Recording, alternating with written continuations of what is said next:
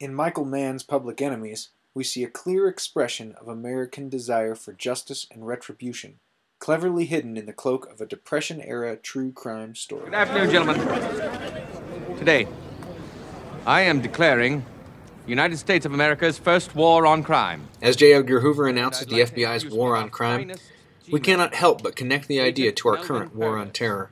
Our war on terror begins with Al-Qaeda.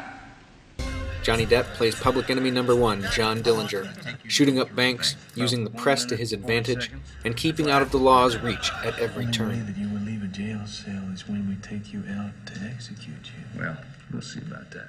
Unlike the American certainty about the righteousness of the hunt for Hussein or bin Laden, viewers of Public Enemies are conflicted about Dillinger.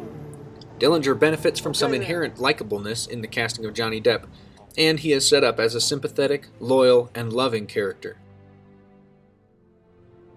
In contrast, FBI Director Hoover is bossy, pushy even, and his top G-man, Melvin Purvis, played by Christian Bale, is calculated, cold, and distant.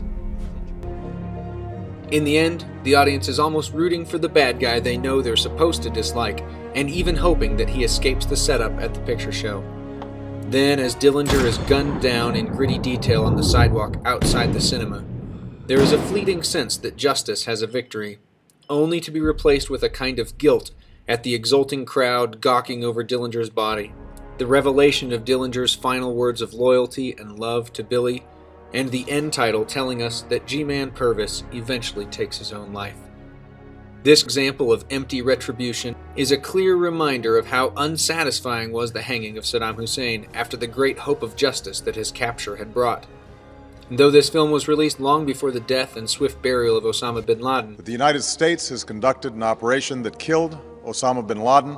It was a prescient perspective on the desire for true justice over tragedy, and how fleeting is the satisfaction of revenge when justice is needed. Finally, even though J. Edgar Hoover referred to Dillinger, Babyface Nelson, and others as public enemies, the film's title clearly telegraphs the idea that at times both the criminals and those policing them are enemies of the public.